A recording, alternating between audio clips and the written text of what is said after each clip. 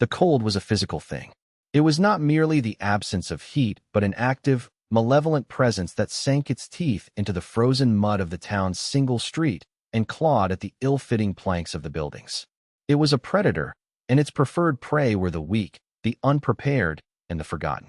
The woman and the child, huddled in the sliver of lee provided by the general store's overhanging roof, were all three. He saw them first as a smudge of gray against the gray of the weathered wood, a slight deepening of the afternoon's gloom. The rancher had a habit of seeing things others missed. It was a skill honed by years of tracking lost cattle in dense scrub and reading the subtle shifts in a winter sky.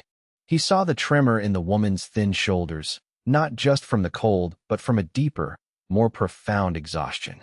He saw the child's face, small and unnaturally still, peeking from the folds of a shawl that was little more than a collection of holes held together by worn thread.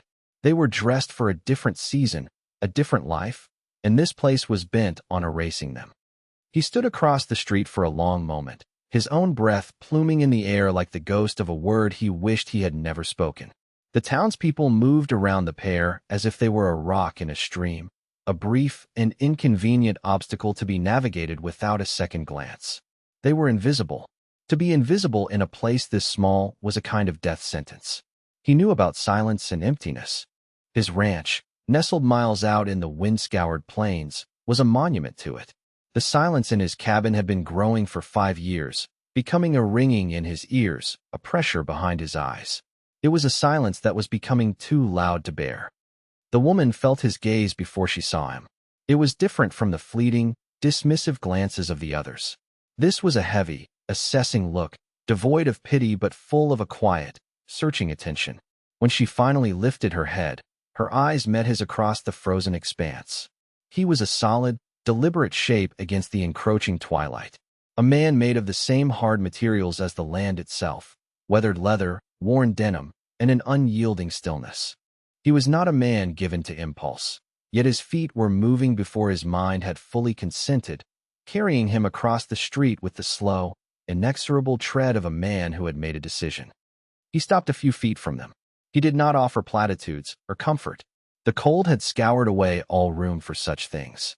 His voice, when it came, was rough from disuse, like stones grinding together. "You have work in you."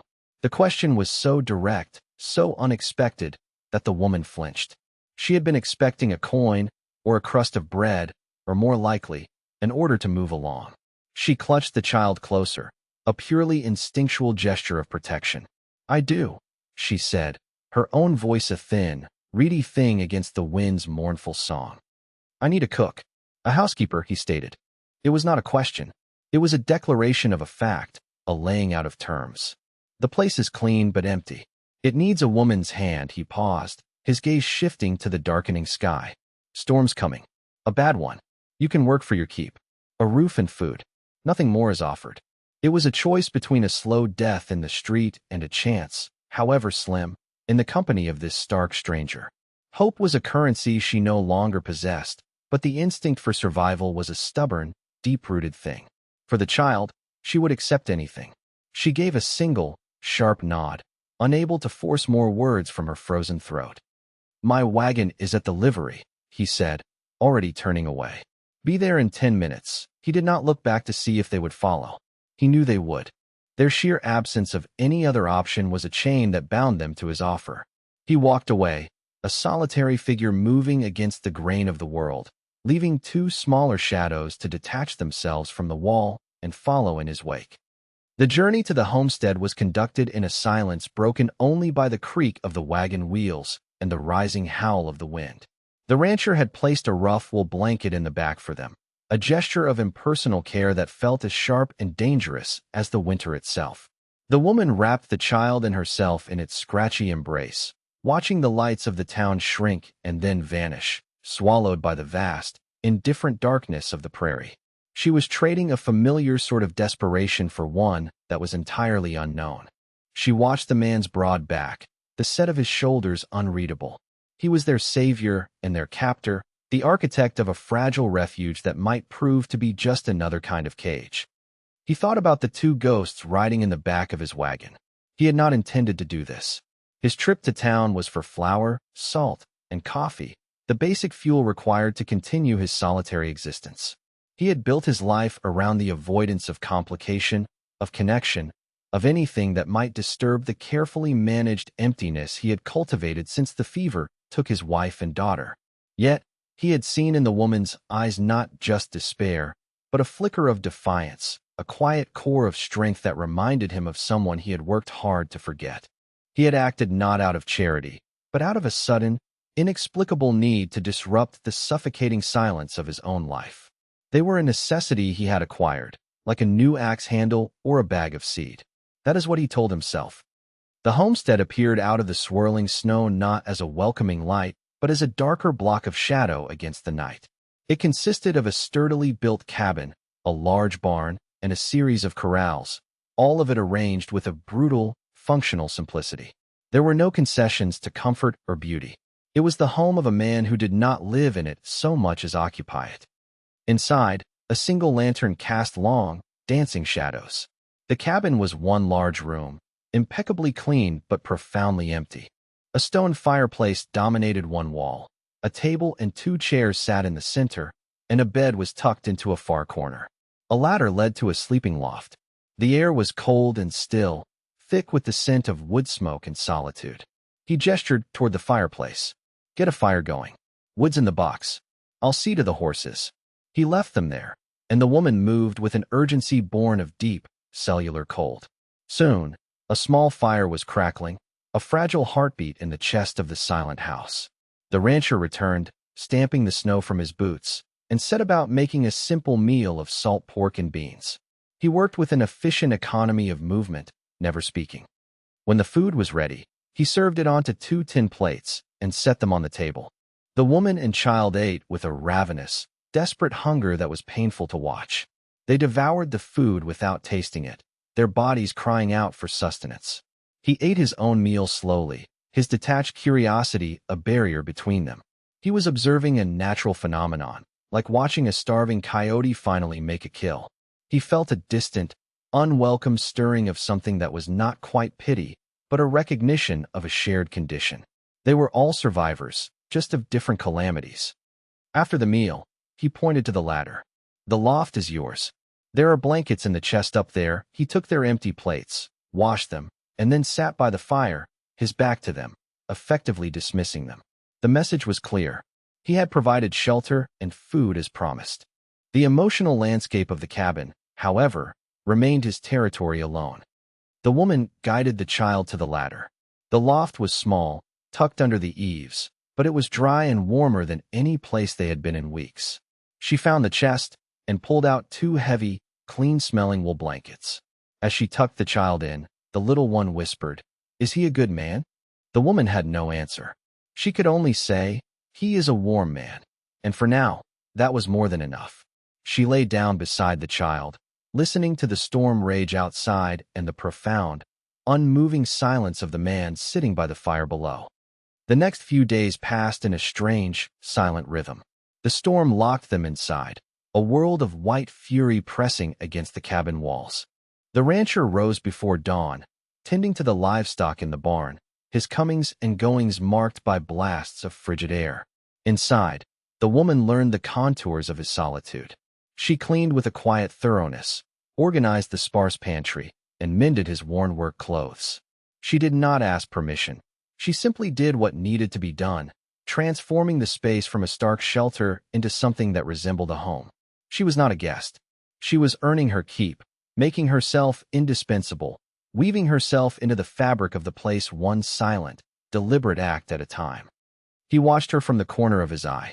He noticed the way she organized his mismatched tins of food into neat rows, the way she mended a tear in his coat with stitches so fine they were nearly invisible.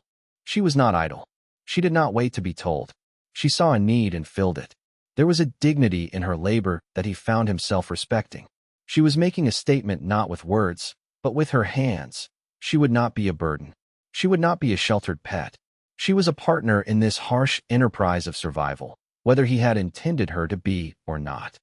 One afternoon, while searching for extra thread in a large wooden trunk at the foot of his bed, her fingers brushed against something small and smooth. It was a child's toy, a bird carved from a single piece of pale wood, its wings outstretched in mid-flight. The carving was simple but imbued with a loving care that was unmistakable. She held it in her palm, feeling the weight of the story it contained. She saw, in her mind's eye, the man's large, calloused hands carefully whittling this delicate shape for a smaller hand to hold. She closed the trunk, the bird a secret she now carried, a key to the locked rooms of his past. The silence in the cabin no longer felt merely empty. It felt heavy with the ghosts of unspoken names. When the storm finally broke, the world was a pristine, blinding expanse of white. The work, which had been held at bay, now descended upon them. Fences needed mending, paths needed to be dug, and the livestock, weary of confinement, needed to be tended to. The woman, seeing the mountain of labor ahead of him, bundled herself and the child in their thin coats and presented themselves at the barn door. "We will help," she said. It was not a request. He looked at her inadequate clothing and the determined set of her jaw. His first instinct was to send her back inside, to the relative warmth of the cabin. But he saw the look in her eye, the same quiet defiance he had seen that first day. To refuse her help would be to insult her, to relegate her back to the status of a stray he had taken in. He gave a curt nod. "The chickens need water. The coop is that way. Keep the child close." He reluctantly agreed, and in the days that followed, he was consistently surprised. Despite her perceived fragility, she was a resilient and capable worker. She learned to milk the single dairy cow, to scatter feed for the chickens, to perform the dozen small but essential chores that kept the homestead running. She worked with a grim determination, her hands becoming chapped and raw, but she never complained. The child, too, found small ways to help, gathering eggs with a solemn focus that was touching in its seriousness. He found himself giving instructions with a gruff but absolute patience, a part of him he thought long dead stirring to life. They were becoming a unit, a small, functioning team against the vast indifference of the landscape. A month passed. The harshest bite of winter began to recede, leaving behind a world of melting slush and watery sunlight. The rhythms of the ranch became their rhythms. The silence between them was no longer empty but filled with the comfortable, unspoken language of shared work. But their isolation was a fragile bubble, and it was about to burst. Their supplies were running low, and a trip to town was unavoidable. The town felt different now. Before, she had been an invisible phantom of desperation. Now, sitting beside the rancher on the wagon seat, she was a spectacle. She felt the weight of 100 curious and condemning eyes. Whispers followed them like stray dogs nipping at their heels. In the general store, the air was thick with unspoken questions. The merchant's wife was the self-appointed guardian of the town's morality, a woman whose piety was matched only by her cruelty. She was a large woman, corseted into a formidable shape and dressed in a severe black dress that seemed to absorb all the light in the room. She approached them not with a direct confrontation, but with the cloying sweetness of a predator closing in. "Well now," she began, her voice dripping with false pleasantry, her eyes fixed on the woman. "It is good to see you looking so recovered." The pause was deliberate, laden with insinuation. She then turned her gaze to the rancher. "A man like you, all alone out there. It must be a great comfort to have help." The rancher continued to gather his supplies, his face a mask of stone. He refused to acknowledge the bait. The merchant's wife, emboldened by his silence, pressed on, her voice rising just enough for the other customers to hear. "Of course, people will talk. A woman of her background, living under your roof. It is not a proper arrangement. It sets a bad example." The air in the store grew still. Everyone was watching, waiting. The woman felt a hot flush of shame creep up her neck. She wanted to shrink, to disappear, but she forced herself to stand straight, to meet the accusing glares with a placid expression she did not feel. It was then that the rancher stopped what he was doing. He turned, slowly, deliberately, and moved to stand slightly in front of the woman, a solid wall between her and the merchant's wife. He did not raise his voice. He did not need to. His quiet authority filled the room, silencing the whispers. "They are under my protection," he said, his voice low and flat. The words were simple, unadorned, but they carried the weight of an unbreakable vow. He held the merchant's wife's gaze for a long, uncomfortable moment, his eyes as cold and gray as a winter sky. The woman, flustered and defeated by his implacable defense, could only sputter. "Well, I never." The nerve. She retreated, furious at his defiance. But the confrontation was over. He had won. He paid for his goods, his movements calm and unhurried, and led the woman and child out of the store. The ride back to the ranch was heavy with unspoken things. The fragile peace of their sanctuary had been shattered. He had drawn a line in the sand, publicly declaring them his, and in doing so, had made them all a target. The silence in the cabin that night was different.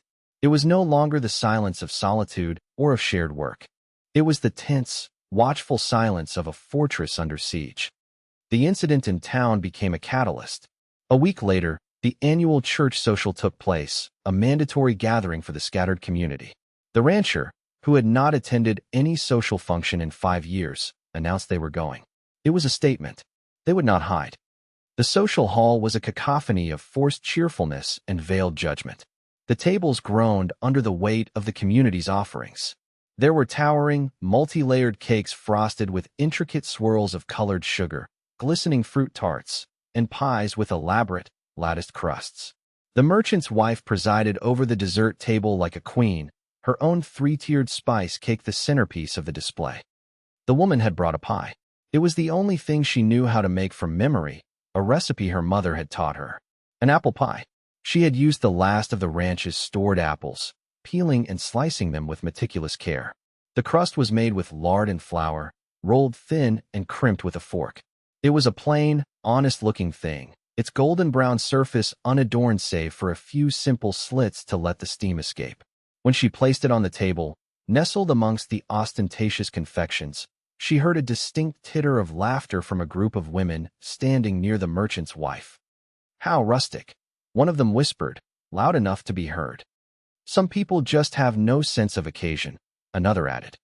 The woman felt the familiar sting of shame, but she kept her composure, retreating to a quiet corner of the hall with her child. She watched as the townspeople flocked to the dessert table, heaping their plates with slices of the fanciest cakes. Her humble pie sat untouched, a brown island in a sea of sugary splendor.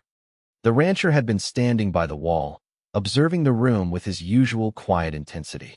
He saw the whispers, the dismissive glances at her pie, and the forced stillness in the woman's posture.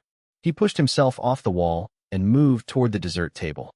He walked past the towering cakes and the gleaming tarts without a glance. He stopped directly in front of the plain apple pie. He picked up a knife, cut a large, generous slice, and placed it on a plate. He took a fork and ate a bite, standing right there in front of everyone. He chewed slowly, thoughtfully. A hush fell over the nearby crowd. He could taste it all in that one bite. The tartness of the apples, the faint hint of cinnamon, the flaky, savory crust. It was not a taste of sugar and shell. It was the taste of substance, of care, of a memory of home he thought he had lost forever. It tasted real. He finished the slice. Then, he turned and his eyes found the woman across the room. In a clear voice that carried through the suddenly silent hall, he asked, "Would you bake one of these for me every Sunday?" It was not a question about pie. It was a public anointment. It was a shield, a declaration of her value, a rebuke to all who had scorned her. The merchant's wife's face curdled with fury. The woman could only nod, a lump forming in her throat. He had defended her again, not with a wall of his body, but with a simple, profound act of acceptance. Later that night, back in the quiet of the cabin, the atmosphere was charged with a new intimacy. The fire crackled, casting a warm glow on the rough-hewn walls. The child was asleep in the loft. The woman sat at the table, mending a shirt, but her hands were still. The rancher sat across from her, cleaning a piece of tack. The silence stretched, but it was a different kind of silence now, one filled with questions that needed to be asked. Finally, she broke it, her voice barely a whisper. "Why did you do that? Why did you help us in the first place?" He stopped his work, his hands resting on the cool leather. He stared into the fire for a long time, the flames reflecting in his eyes. When he spoke, his voice was low and heavy, freighted with the weight of years.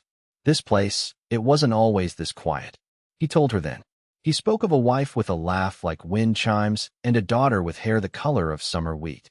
He spoke of the fever that had swept through, swift and merciless, leaving him the sole inhabitant of a life that was no longer his. "I buried them myself, up on the ridge," he said, his voice cracking for the first time. After that, there was too much nothing. The silence was a sickness. It got louder every year. He looked at her, his gaze direct and stripped of all its earlier detachment. "The first night you were here, when the child was sleeping, I heard you humming. Just a little. It was the first sound in this house in 5 years that wasn't made by me or the wind. And that pie, it tasted like something I had forgotten existed." He was connecting his too much nothing to their nothing left, explaining his actions not as charity, but as a desperate attempt to create a better kind of silence. Tears welled in the woman's eyes, for his loss and for the unexpected grace of his confession. His vulnerability was a gift, and she knew she had to offer one in return. She reached into a small cloth bundle she always kept with her and drew out a folded, worn document and a small, broken object. It was a jade butterfly, its wings snapped in two. "My husband was a dreamer," she began, her voice gaining strength as she spoke. "He dreamed of a better life, and a man came along who sold him that dream." She told him of a creditor, a man in a fine coat with a snake's smile, who had loaned her husband money against their small farm. When her husband died in an accident, the creditor had returned, the loan document magically altered, the debt now an impossible sum. He said the debt was hereditary. He said my daughter and we were part of the property now. Collateral, the broken butterfly was the last gift her husband had given her. The creditor had snapped it in his hand to show his power. They had fled in the night with nothing but the clothes on their backs and that fraudulent contract. She pushed the worn paper across the table. "He will not stop looking for us." The rancher picked up the document. His jaw tightened. The threat was no longer the vague disapproval of the town. It was a specific man with a snake's smile and a piece of paper. He looked from the fraudulent contract to the woman's face, and he understood. He had not just offered them a roof. He had inadvertently offered them a fortress, and now the enemy was at the gates. He realized, in that moment, that he would have to become a warrior to defend it. Spring arrived, tentative at first, then with a rush of green that painted over the gray monotony of winter. Life on the ranch settled into a new, hopeful rhythm. The woman's quiet competence had transformed the cabin, and her presence had begun to transform the man. He found himself talking more, sharing small details of his day, the ghost of a smile sometimes touching his lips. He was building an addition onto the cabin, a separate room for her and the child. It was a physical manifestation of his intent. This was no longer a temporary arrangement. But their peace was a borrowed thing, and the debt was coming due. One bright afternoon, a smart, black buggy crested the hill leading to the ranch. The rancher saw it from the barn, and his blood ran cold. The man driving it was well-dressed, his fine coat a stark black slash against the verdant landscape. Beside him sat the merchant's wife, her face a mask of vindicated triumph. And behind them, on horseback, rode the town's lawman. The creditor was exactly as the woman had described him. Smug, confident, with eyes that assessed everything for its monetary value. He stepped down from the buggy, holding a sheaf of papers. "I believe you have something that belongs to me," he said to the rancher, his voice smooth and oily. He did not look at the woman, who had come to the cabin door, the child hiding behind her skirts. He treated her as if she were a piece of stray livestock to be reclaimed. He presented his seemingly ironclad legal claim to the lawman, who read it with a grim expression. The document, filled with legal jargon and official-looking stamps, appeared legitimate. It named the woman and her female issue as chattel, forfeit against an unpaid debt. "This looks to be in order," the lawman said, his voice full of reluctance. He was a man who followed the letter of the law, even when he disliked the tune. The creditor smiled his snake smile. "I will be back in 3 days to collect my property," he announced, his gaze finally falling on the woman with a look of possessive cruelty. "Have them ready." He tipped his hat, climbed back into his buggy, and rode away, leaving a cloud of dust and dread in his wake. That night, the cabin became a war room. Despair settled over the woman like a shroud. She was ready to run again, to disappear into the wilderness. But the rancher would not have it. "No more running," he said, his voice a low growl. "This is your home now. He spread the fraudulent contract out on the table under the lantern light. They pored over it for hours. The rancher, a man of the land, was lost in the dense legalese. But the woman, whose father had been a schoolteacher, had a keen eye. "Here," she said, her finger tracing a line of script. "The date and the signature. They are in different ink. And this seal, it is from a bank that failed 2 years before this paper was supposedly signed." It was a small inconsistency, a tiny crack in the creditor's perfect facade. But it was enough. An idea, a long shot, began to form in the rancher's mind. There were parts of his past he never spoke of, a time before the ranch when he had worked for the railroad, laying telegraph lines across the country. He knew the men who operated the keys, the network of information that pulsed along those thin metal wires. He rode into town under the cover of darkness, avoiding the main street, and went straight to the telegraph office. He sent a coded message to a contact in a distant city, a man who worked as a private investigator and owed him a life debt. The message was simple, containing the creditor's name, a description, and the details of the fraudulent bank seal. It was a shot in the dark, a desperate prayer sent out into the ether. Then, there was nothing to do but wait. The next 2 days were an agony of suspense. They went about their chores, the unspoken threat hanging over them like a hawk circling its prey. The ranch hands, who had long since shifted from cautious distance to fierce protectiveness, watched the road with grim faces, their rifles kept close at hand. On the morning of the 3rd day, the black buggy appeared again, just as the sun was clearing the horizon. The creditor, the lawman, and the merchant's wife returned for their moment of triumph. "Time is up," the creditor said, stepping onto the porch. "The law is with me." The lawman looked at the rancher, his face etched with regret. "I have to enforce the writ," he said. "I have no choice." The rancher stood in the doorway, blocking the entrance. The woman and child were behind him. He was unarmed, but his presence was as formidable as a mountain. "You will not take them," he said simply. The creditor laughed. "Brave words. But this paper says otherwise." Just as the lawman placed his hand on his sidearm, a sound cut through the tense standoff, the frantic drumming of horses' hooves. A lone rider was galloping toward the ranch, waving a piece of paper. He was the boy from the telegraph office.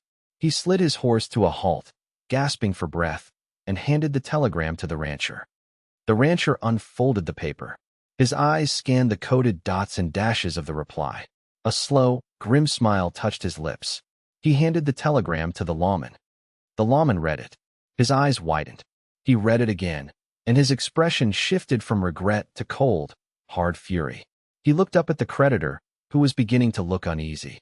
"This telegram," the lawman said, his voice like chipping stone, "is from the federal marshal's office. It identifies a man matching your description who is wanted in 3 territories for fraud, extortion, and debt peonage.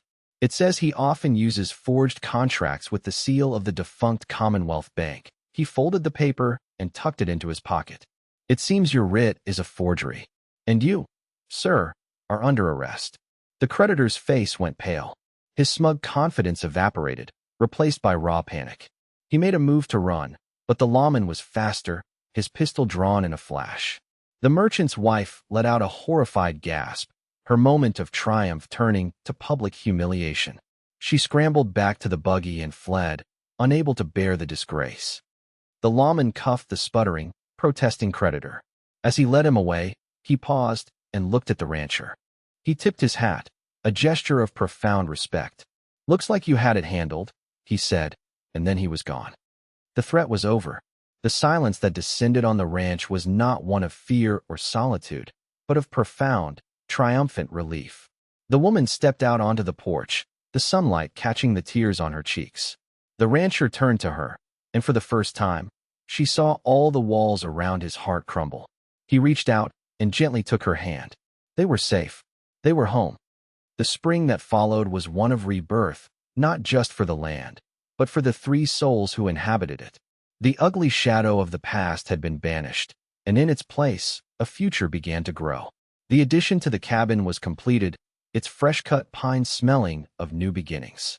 Flowers, planted by the woman, bloomed in a riot of color by the porch steps. The sounds of the child's laughter became a common music on the ranch, a sound the rancher realized he could no longer live without. He was no longer a man defined by his grief. The emptiness inside him had been filled, not by forgetting the past, but by building a new present. He smiled now, a real, easy smile that reached his eyes. The woman, no longer haunted by fear, had found her strength. She was not just a housekeeper. She was a partner, her intelligence and resilience an essential part of the ranch's thriving life. They were a family, forged not by blood, but by shared hardship and a stubborn refusal to be broken. One late Sunday afternoon, they sat together on the new porch swing he had built. The sun was a fiery orange ball sinking below the horizon, painting the sky in shades of rose and gold. The air was soft and warm, carrying the scent of freshly cut hay and blooming clover. A plain apple pie, its crust a perfect golden brown, was cooling on the cabin windowsill. He put his arm around her, and she leaned her head on his shoulder. The child played in the yard, her small form silhouetted against the glorious sunset. A deep, abiding peace settled over him, a peace he had once thought impossible. "A home is not the land you own," he said, his voice quiet but sure. "It is the people you choose to protect on it." She looked up at him, her eyes shining with a love and gratitude that needed no words. He had saved her from the cold, and she, in turn, had saved him from the silence. Together, they had built a sanctuary, a place where broken things could be mended and a simple, honest pie could be a promise of 1,000 Sundays to come.